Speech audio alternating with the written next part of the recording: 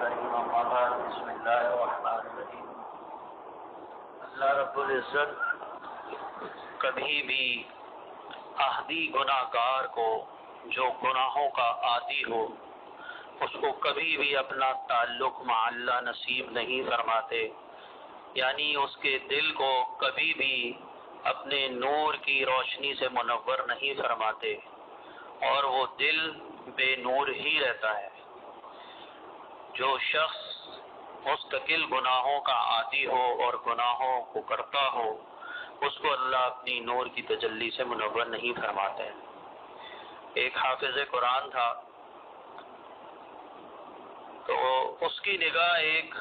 نامحرم عورت کے اوپر پڑی، لڑکی پہ پڑی اور اس کو اس سے محبت ہوئی۔ تو ہمارے شیخ الحدیث حضرت مولانا عبدالواحد صاحب رحمۃ اللہ علیہ فرمایا کرتے تھے، یاد رکھو کہ جن کے رتبے ہیں سوا ان کو سوا مشکل ہے، کہ جن کے رتبے ہوتے ہیں اللہ نے جن کو مقامات سے نوازا ہوتا ہے ان کی تھوڑی سی بھی لغزش اللہ کی نگاہوں میں بہت بڑی ہوتی ہے۔ عام آدمی اگر کوئی گناہ کرے تو کوئی مسئلہ نہیں ہے، لیکن اگر کوئی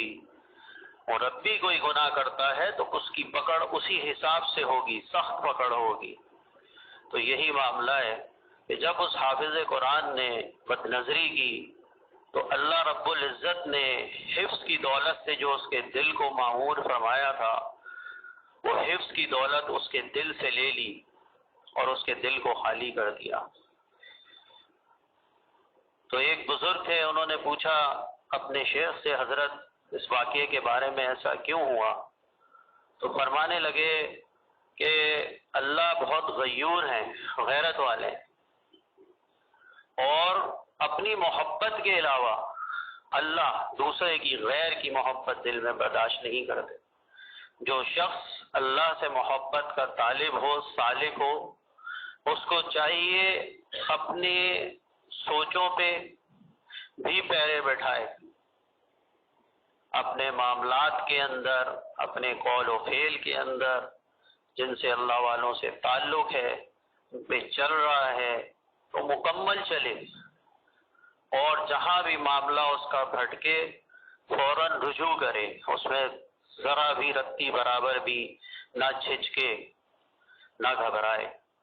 تو معاملہ یہی ہوتا ہے کہ محبت جو ہوتی ہے وہ اگر اللہ سے کرنی ہے تو اس کا یہی ذریعہ ہے۔ ایک صاحب آئے کہنے لگے حضرت بد نظری تو میرے سے ہو جاتی ہے، بد نظری نہیں چھوٹتی۔ ان کے شیخ نے کہا اچھا میں تمہیں بتاتا ہوں، ابھی ایسا کرو یہ دودھ کا پیالہ بھی تم لو اور بازار کے دوسرے کونے پہ فلاں جو بزرگ رہتے ہیں عالم دین ان کو یہ دودھ کا پیالہ پہنچا کے آؤ۔ دیکھو بالکل بھی اس دودھ کے پیالے میں سے ذرا بھی دودھ نہیں جھلکنا چاہیے، بالکل احتیاط سے لے کے جانا، اور میں تمہارے ساتھ یہ بندہ بھیج رہا ہوں، اگر تم نے ذرا بھی دودھ کا پیالے میں سے دودھ ہلکا سا بھی گرا تو یہ تمہاری جو ہے نا وہیں پہ پٹائی لگائے گا سب کے سامنے۔ شیخ کا حکم تھا، بہرحال وہ شخص لے کے چل دیا دودھ کا پیالہ۔ اب دودھ کا پیالہ بڑی سنبھال کے پہنچایا اور واپس آیا، پوچھا ہاں کیا ہوا، دودھ پہنچا دیا، گرا تو نہیں؟ کہا نہیں۔ کہ کتنی بد نظریاں کی حضرت، وہ تو ڈر لگا ہوا تھا، میرے تو پیچھے یہ کھڑا ہوا تھا، یہ تو مارتا ذرا بھی دودھ کا پیالے میں سے دودھ گر جاتا، تو بد نظری کیا کرنی تھی؟ تو فرمانے لگے تو یہی تو بات ہے کہ جب تمہارے دل میں اللہ کا خوف پیدا ہو جائے گا، اللہ کی محبت پیدا ہو جائے گی، تو جب اللہ کی ناراضگی تم اپنے لیے مول نہیں لوگے، یہ خوف تمہارے اندر جب اللہ کا ہوگا کہ اللہ رب العزت مجھے دیکھ رہے ہیں، تو بد نظری بھی تم سے نہیں ہوگی۔ سارا معاملہ یہ ہے کہ اللہ والوں کی صحبت میں بیٹھنے سے یہی ہوتا ہے، جیسا یہ شخص انسان جیسی صحبت اختیار کرتا ہے تو جب اللہ والے تربیت کرتے ہیں تو یہی معاملہ ہوتا ہے کہ قلب کو بناتے ہیں۔ آج کل معاملہ یہ ہے کہ قلب کو بنانے کے اوپر، دل کو بنانے کے اوپر ذرا بھی توجہ نہیں ہے، سرسری محنت اور سرسری معاملات پہ چلا جا رہا ہے، پڑھ لیا پڑھا لیا، خود میں عالم بن گئے، خود میں سمجھ لیا بس یہ ہمارے لیے کافی ہو گیا۔ بھائی پتہ نہیں اللہ کو تمہارا جو تم عمل سمجھ رہے ہو کہ میں بہت بڑے عمل کر رہا ہوں وہ قبول بھی ہے یا نہیں ہے؟ امام غزالی رحمۃ اللہ علیہ کا جب انتقال ہوا تو ایک بزرگ کے خواب میں آئے تو پوچھا حضرت آپ کے ساتھ کیا معاملہ ہوا؟ آپ کے اتنا علم پھیل رہا ہے ماشاءاللہ، علماء کرام آپ کی کتابوں سے استفادہ حاصل کر رہے ہیں، اتنا دین کی آپ نے زبردست کتابیں لکھی ہوئی ہیں، تو اللہ نے آپ کو کیا انعام و اکرام سے نوازا اس کے اوپر؟ تو امام غزالی رحمۃ اللہ علیہ فرمانے لگے کہ بھائی ان کتابوں کا تو نمبر ہی نہیں آیا،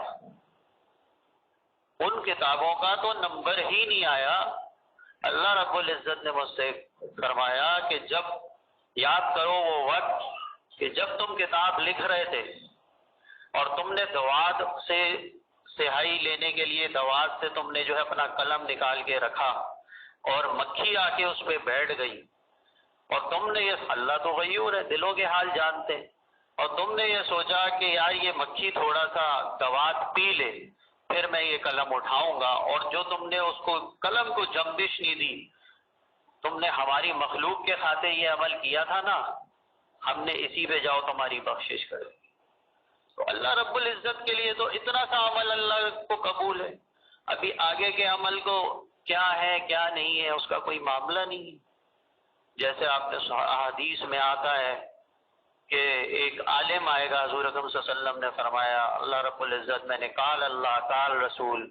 ساری عمر کیا کیا ہمارے لیے، قال اللہ قال رسول، اللہ کی باتیں، اللہ آپ کی باتیں، رسول کی باتیں، حدیثیں بیان کی، یہ کیا یہ کیا۔ اللہ رب العزت فرمائیں گے وہ تو تم نے اپنی بابا کے لیے کیا تھا، اپنی بابا کے لیے کیا تھا کہ عالم صاحب ہیں اور بڑے عالم ہیں، اخلاص تو تھا نہیں، ہمارے لیے تو نہیں تھا، کہا جائے گا ان کو جہنم میں داخل کر دیا جائے۔ پھر سخی آئے گا، سخی سے پوچھا جائے گا ہاں بھئی تم نے کیا کیا؟ اللہ میں نے فلاں کی بیٹی کی شادی کر دی، میں نے یہ کر دیا، میں نے وہ کر دیا، میں نے تیرے راستے میں مسجد میں دے دیا، اس میں دے دیا، یہاں لگا دیا، وہاں لگا دیا۔ اللہ پاک فرمائیں گے نہیں، غلط،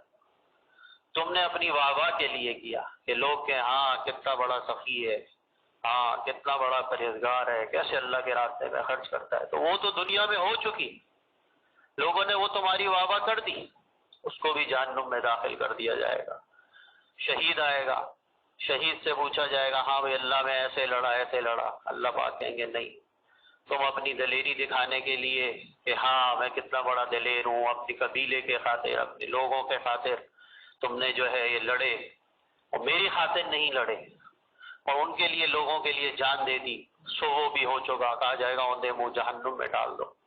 تو سارا معاملہ تو یہاں پہ آ کے اخلاص میں ہی ختم ہو جائے گا، جب تک دل ہی نہیں بنا تو معاملہ ہی نہیں۔ اور بغیر صحبت اہل اللہ کے اور بغیر اللہ والوں کی صحبت کے اور بغیر ذکر کے کبھی بھی صحیح تعلق مع اللہ حاصل نہیں ہوتا۔ سنت یہی ہے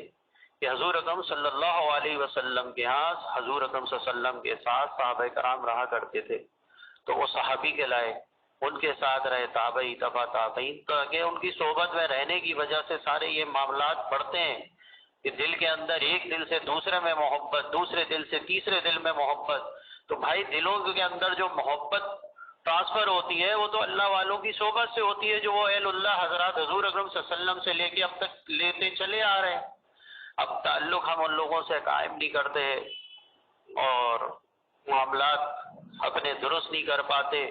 تو جب دل میں محبت نہ ہو، تعلق نہ ہو، تو اللہ کی رضا اور صحیح تعلق مع اللہ اور عمل جو ہم کر رہے ہیں اس میں اخلاص یہ کس طرح ہو؟